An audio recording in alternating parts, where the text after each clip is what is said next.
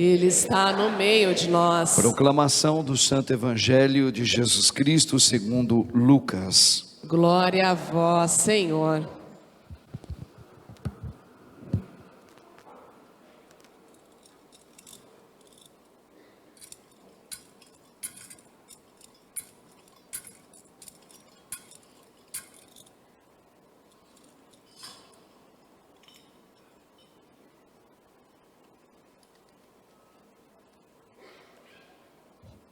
Naquele tempo, a mãe e os irmãos de Jesus aproximaram-se, mas não podiam chegar perto dele, por causa da multidão. Então anunciaram a Jesus: tua mãe e teus irmãos estão aí fora e querem te ver. Jesus respondeu: minha mãe e meus irmãos são aqueles que ouvem a palavra de Deus e as põem em prática. Palavra da salvação. Glória a vós, Senhor. Amém, Jesus. Louvado seja o nome de nosso Senhor Jesus Cristo. Para sempre seja louvado. Rogai por nós, Santa Mãe de Deus, para que sejamos dignos das promessas de Cristo. Amém. Podemos assentar um minutinho, irmãos? 2 minutinhos, 3 minutinhos. Irmãos, nós não vamos aqui meditarmos algum tipo de dúvidas em relação ao papel da Virgem Maria em relação ao seu filho Jesus. Parece ser uma palavra muito dura de Jesus ao falar, ao se reportar aquele a quem veio até ele e falar: olha, sua mãe e seus irmãos estão lá fora, estão lá do outro lado, querendo te falar contigo, te ver. Parece ser duro o que nós acabamos de ouvir, e Jesus vai fazer uma explicação como Deus. Ele não perde uma oportunidade, Jesus, como ele não quer perder a oportunidade de você que está aqui. Nossa, você que agora nos acompanha também.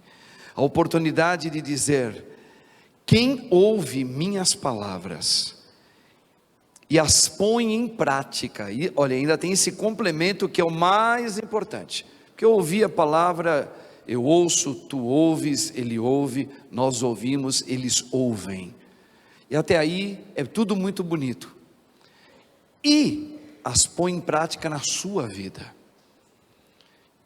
O que significa isso? Significa que tu és meu, tu passas a ser meu discípulo. Estes que são verdadeiramente os discípulos do Senhor. Não aqueles que vivem de um romantismo religioso católico. Isso não interessa para Jesus. Não interessa nada para Deus, nada. Talvez aconteça de que um dia vivia na ilusão de ouvir a palavra, ai que bonito, e um dia é pego, tudo bem, mas não serve para nada essa primeira linha de pensamento. Ouvir a palavra, todo mundo já ouviu. Agora, ouvir a palavra e exercitá-la para que ela seja Deus em mim, é outra conversa. Ontem eu fui no shopping pegar uma barra de calça que eu mandei arrumar. E aí eu me deparei na frente de uma casa de turismo que fala, né? Uma casa de turismo. Estava lá fazendo propaganda de as viagens para Portugal, Espanha, França, viagens para Dubai, viagens para aquelas ilhas das, como é que é? Que? Não é Maldina? Não. Aquela que veio o furacão, aquele tsunami pegou, como chama? Polinésia? Estava lá também. Aí eu fiquei pensando, como é caro, né? Olha, cada um, a média é 6 mil, 7, 8, 12, 14, depende para onde você vai. E eu fiquei pensando, todo mundo fica pelo menos a maioria fica oriçado para fazer uma viagem bonita. Eu também gostaria. Não deu para eu fazer nenhuma viagem fora do meu país, a não ser de navio, que fui até a Argentina e voltei. Mas existe uma viagem que ela não custa nenhum centavo, e ela é a maior viagem de todas, e essa viagem poucos querem fazer, e é gratuito. É a viagem de sair de mim, do meu jeito, para ir e chegar até o jeito de Cristo em mim. É uma viagem tremenda, que custa, não em dinheiro, custa rompimentos dentro de mim.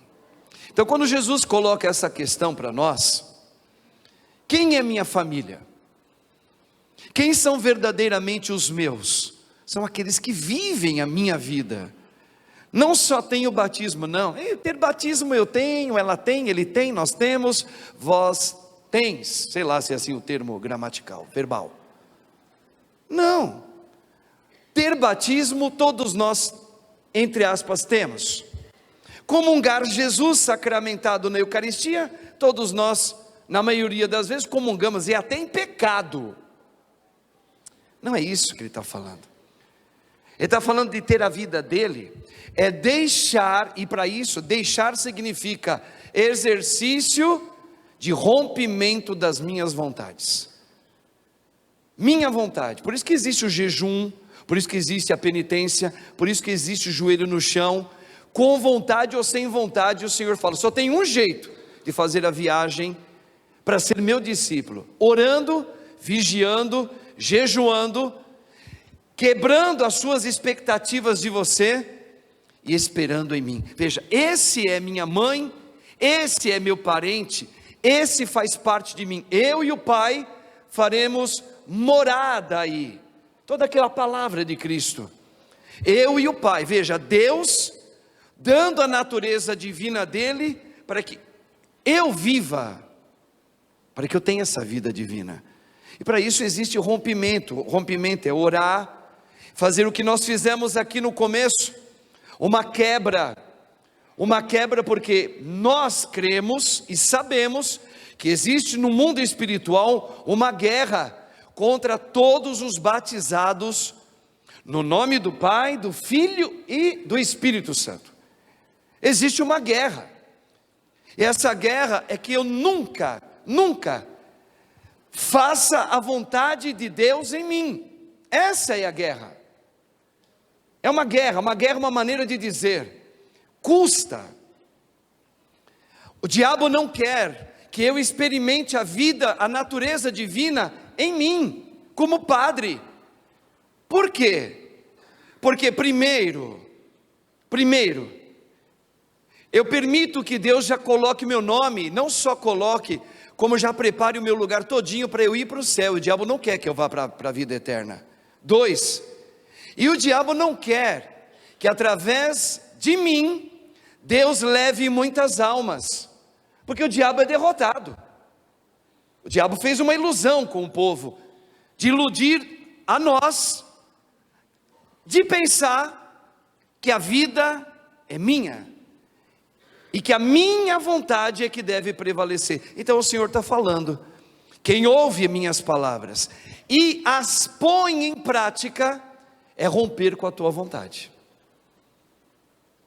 É romper com a tua vontade. Por isso, irmãos, hoje, nesse terceiro dia do cerco de Jericó, nós vamos fazer diante do Senhor eucarístico. É um convite, viu? É um convite. Sempre assim, é um convite. Nós vamos fazer um clamor de entrega a Deus.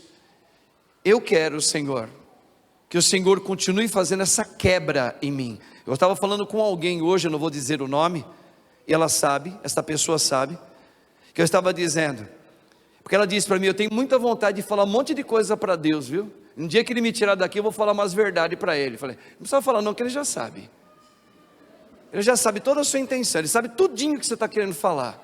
E a resposta de Deus é esta. Deus, quando Ele convidou a mim e a você a ter uma nova vida, Ele falou direitinho, eu vou quebrar você inteirinha lá na pia batismal, para morrer para você, E é por isso que Deus permite, sim, Ele permite. Muitas vezes, um termo que a gente não ouve mais, tem medo de falar, não pode ter medo de falar. Deus pode muitas vezes castigar a mim e a você. Então Deus é mau? Não, Deus é amor. Ele, por causa do amor dele, que não é o nosso tipo de amar, Ele pode permitir um castigo na nossa vida, uma bagunça na nossa vida. Mas por que Ele permite tudo isso?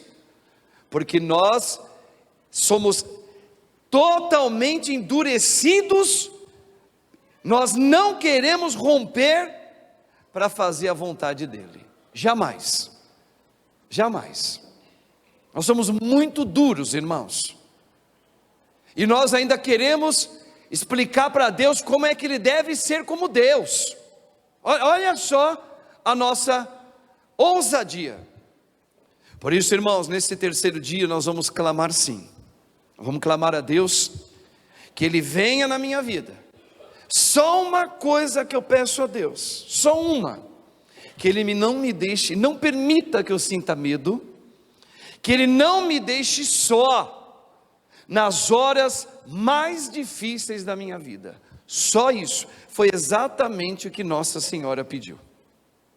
Foi exatamente, mas Nossa Senhora é mãe de Deus. E daí? Ela é humana como nós, e ela experimentou, sem Deus tirar nada, nenhuma vírgula, dela experimentar nesta terra, neste mundo, o maior sofrimento de uma mãe, o maior. Ele não poupou Maria de sofrer. Uma espada transpassará a sua alma. A gente não pensa nisso, e nós somos tão egoístas, que nós queremos ainda explicar para Deus, porque Ele é tão duro com a gente. Eu sou duro com Deus, não é Ele que é duro comigo, irmãos. O pecado, nós viemos no pecado e com o pecado. Padrezinho, o que é esse pecado? É eu ter a ilusão que a vida é minha, que tem que ser do meu jeito. Essa é a ilusão do capeta. Então, irmãos, nós nos afastamos de Deus, e não adianta a gente vir com esse discurso bonito, mas ele é falho. Não, eu busco a Deus, viu, padre? Eu até acredito que você busca a Deus, mas a gente faz igualzinho ao que aconteceu lá no Antigo Testamento. No Antigo Testamento, o povo judeu, a antiga nação, eles nunca deixaram de louvar a Deus, o nosso Deus, nunca.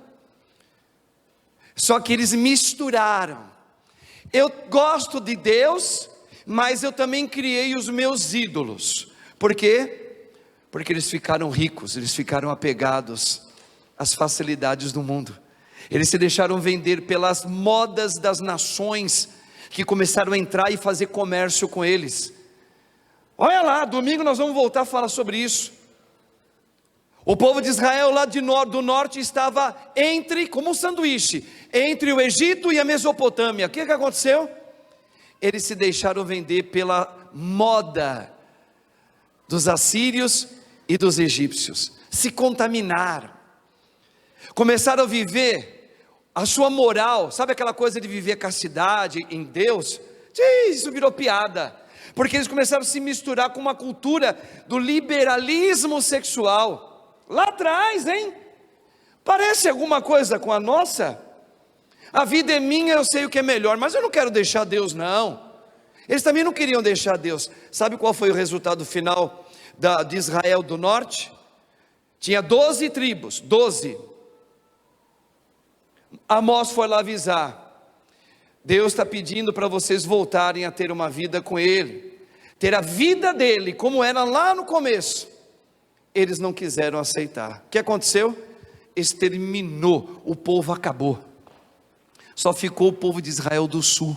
Até hoje não existe nem vestígio desse povo, que era a maior nação de Israel, era do norte. Acabou.